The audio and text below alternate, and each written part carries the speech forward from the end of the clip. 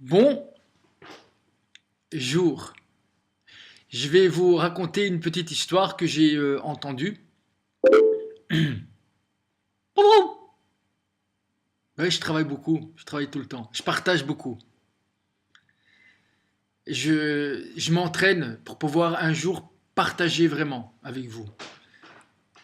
Donc c'est pour ça que c'est comme quand on étudie ou quand on s'entraîne ou quand on répète pour pouvoir un jour présenter et pas représenter, présenter dans le présent et pouvoir vraiment partager avec vous une petite histoire que j'ai entendue avec mes yeux.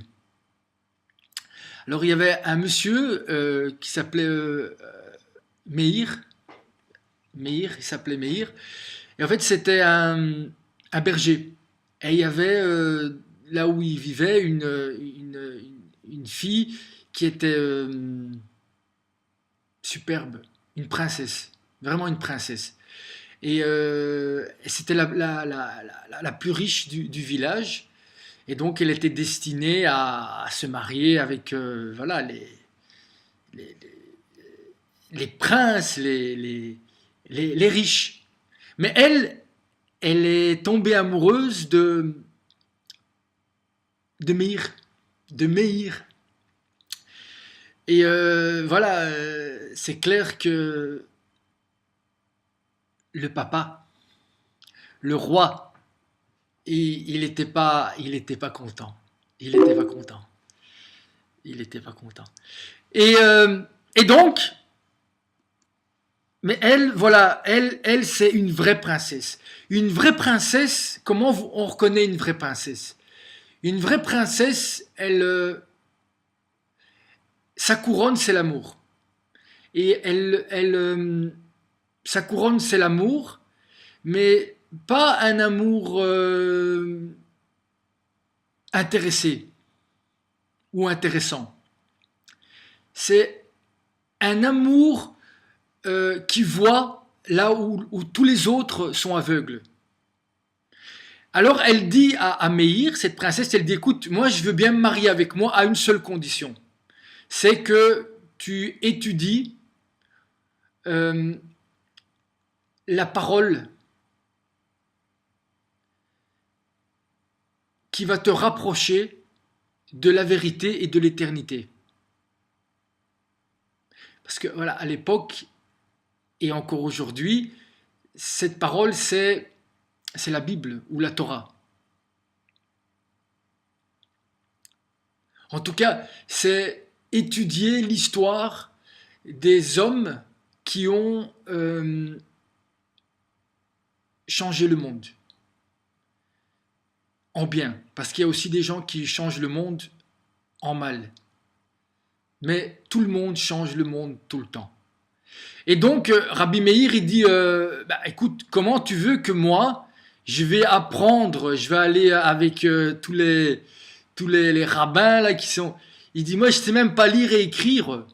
Alors là-dessus, la princesse, elle lui prend la main et elle la porte euh, là où il y a une petite fontaine et il y a une pierre. Et alors, elle dit, regarde la pierre. Alors, il regarde la pierre et il voit un trou dans la pierre, là où la goutte tombe. Et alors, elle dit au prince, dit, tu vois, regarde cette goutte d'eau.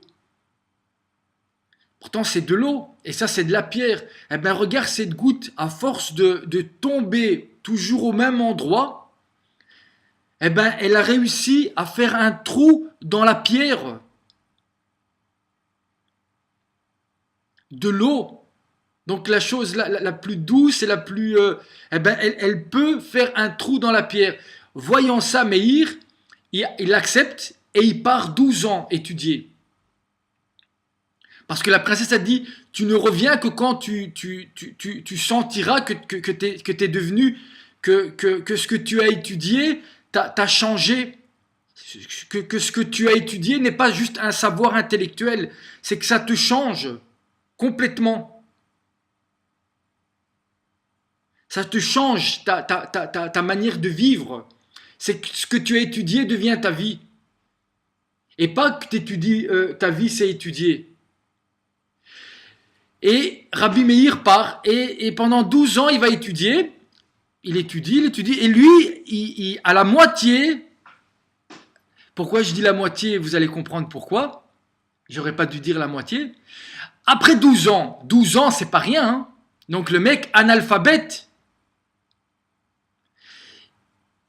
Après 12 ans d'études, voilà, il revient. Il revient chez sa femme.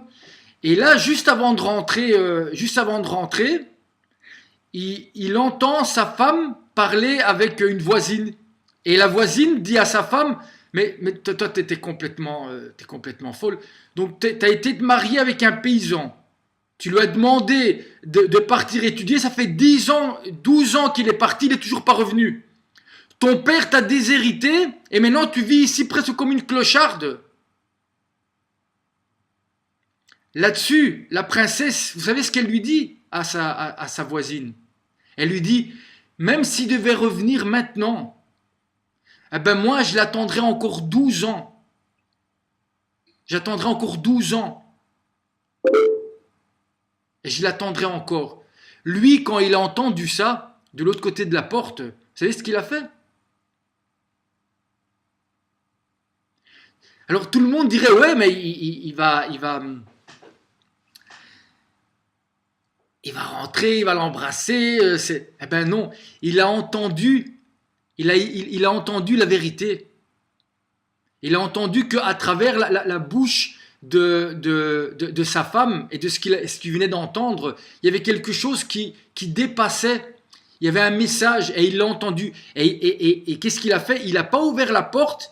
Il est reparti 12 ans. C'est-à-dire qu'elle n'a même pas su que lui est venu. Il est reparti pendant encore 12 ans pour étudier. Parce qu'à ce moment-là, il a compris qu'il avait une compréhension intellectuelle, mais qu'il devait encore vivre 12 ans et continuer à se remplir de sagesse pour devenir qui allait devenir. Après 24 ans, là où il a étudié, il est devenu un grand maître et il s'appelle Rabbi Meir. C'était devenu un grand maître et il avait 24 000 disciples. Donc il était devenu une sommité. C'était un grand maître. 24 000 élèves. Et il retourne dans le village où est sa femme. Et là, bien sûr, tout le monde, tous ses disciples autour de lui, vous voyez le genre, hein, tout le monde. Et dans un petit coin il y a une petite femme, une clocharde. Vraiment, c'est sa femme. Et elle, quand elle voit, elle essaye de passer pour aller voir son mari. Et vous savez ce que font les disciples? Ils l'arrêtent, l'air de dire où tu vas, toi? C'est qui celui-là? C'est la grosse tête, quoi. La grosse tête. Mais il n'avait pas que la grosse tête. Lui tout seul, c'était une grosse tête. Mais grâce à elle, il avait une âme. Et elle représentait son âme. C'est elle. Et là-dessus, vous savez ce qu'il fait, Rabbi Meir? Il parle à ses élèves, il dit, mais qu'est-ce que vous faites? À qui vous êtes en train d'arrêter? Qui, là? Il dit, vous tous et moi, si on est là, c'est grâce à elle. C'est elle qui vous a fait. C'est elle qui nous a fait. Et si on est là, c'est grâce à elle. C'est elle. Elle. C'est elle. Et vous savez comment ça s'est terminé, cette histoire? Les 24 000 élèves de Rabbi Meir, vous savez ce qu'ils ont fait comme fin?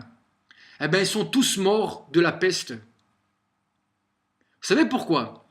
Parce que ils pensaient qu'ils étaient orgueilleux de leur soi-disant savoir ou connaissance, ou soi-disant de ce qu'ils étaient. Ils pensaient que le fait d'être un disciple d'un grand rabbin ou un rabbin leur permettait de pouvoir déprécier quelqu'un qui semble qui semble être un clochard.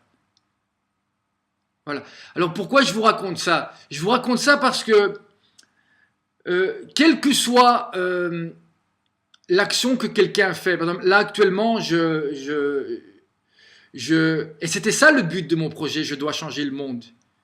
Et c'est ça le but, c'est qu'il existe un média ou quelqu'un qui va chercher ces gens qui sont quand même des lumières finalement.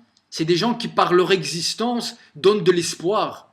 Et Giuseppe est quelqu'un comme ça. Même s'il n'est pas parfait, même si ce n'est pas un grand rabbin, et même s'il ne sait pas parler, et même s'il ne connaît rien du tout. Il est. C'est quelqu'un qui est. C'est quelqu'un qui a une couronne. Et il a une couronne sur son âme. Il aime, même si c'est les pigeons. Mais il les aime. Ce qui l'anime, c'est l'amour. Même des pigeons, il les respecte. Et quand je dis pigeons en tous les sens du terme. Et pourquoi cette histoire? C'est pour vous dire que les gens, ils partagent une foi. Mais si vous voulez que traverser les murs, les briser et construire des ponts, il faut répéter une même action plusieurs fois, parce que ce n'est pas la même action. Et c'est pour ça que moi je partage régulièrement sa vidéo. Même une fois par jour, avec de la foi, parce que quand on y croit, eh ben on peut traverser et bouger des montagnes.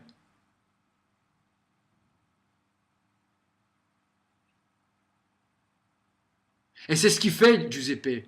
En se levant tous les jours à 4 heures du matin et en donnant à manger aux pigeons. Il ne donne pas juste à manger aux pigeons. Et vous le savez très bien, il est en train de se battre contre l'injustice qui touche tout le monde. Lui, c'est nous. Lui, c'est pas Charlie. Lui, c'est Giuseppe.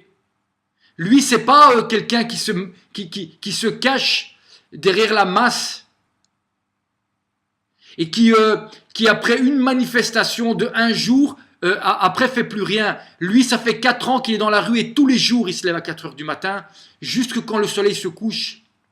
Il fait le même tour pour nourrir les pigeons et pour dénoncer le fait qu'il a été mis dehors sans aucune raison.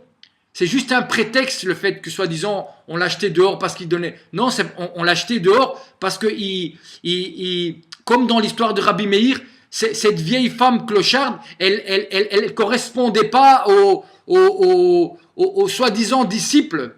En fait, c'était des clowns. C'était 24 000 clowns. Il y avait en eux, il n'y avait pas que ça, mais en eux, il n'y avait pas de couronne. Rabbi Meir, ce qu'il a sauvé, c'est le fait qu'il y avait sa femme qu'il aimait et qu'il était porté par l'amour de sa femme. C'est ça qu'il a porté. Et parce qu'il l'aimait aussi. Mais les 24 000 élèves, s'ils n'ont pas été capables de voir que cette femme, quand elle allait vers cet homme, elle avait plus d'amour que les 24 000 tous réunis, eh ben, ça veut dire que c'était il y avait rien. C'était juste du vent. Du vent. Du vent dans leur tête. Et dans leur cœur, pour ceux qui leur ressemblent.